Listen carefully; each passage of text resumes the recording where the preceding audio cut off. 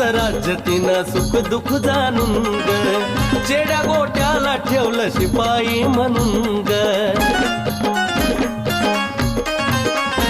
तिचं जगभराचं राज्य तिनं सुख दुःख जाणून ग चेड्या गोट्याला ठेवलं शिपाई म्हणून ग बाई